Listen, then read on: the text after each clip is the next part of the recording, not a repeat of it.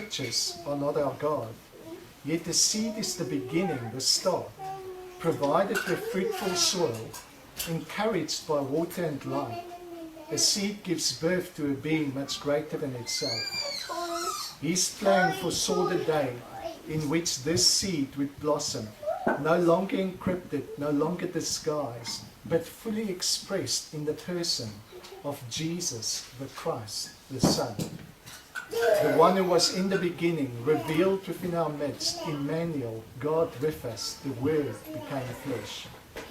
His desire is still the same, for this Word to break free of the boundaries of letters and text and theories, and yet again become flesh, and yet again find expression in a person, you, the chosen, the offspring of God.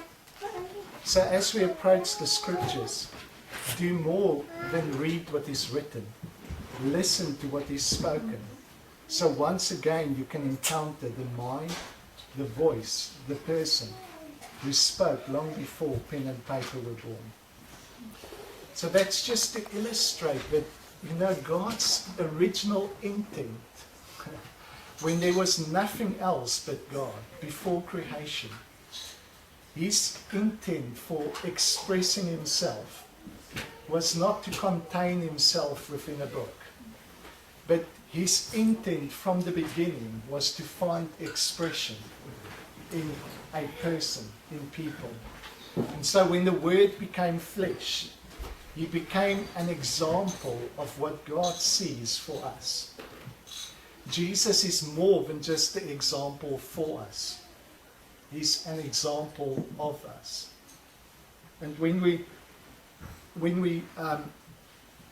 encounter Him in that way, in a way that He's not just someone out there to be adored at a distance, but someone in whose reflection we see ourselves, the person in whose image we find and discover ourselves. That's what I think it's 1 John 3 says, that as we behold Him, we become like Him. I think 2 Corinthians 3 as well speaks about we are transformed from glory to glory as we behold Him as in a mirror. We are transformed. You become what you behold. So I thought I just wanted to throw that in as an introduction to our theme for this today, as a focus upon Christ, as the revelation of our identity, as Christ, as the fullness of God's message. And for that to be kind of just setting the theme of our discussion amongst ourselves, a clear focus on Him, clear focus of what we discovered in Him. And then we'll explore that topic further today, because Christ had some very final words to say about all kinds of things, about your identity, about God's identity, about righteousness, about innocence, about judgment, about religion.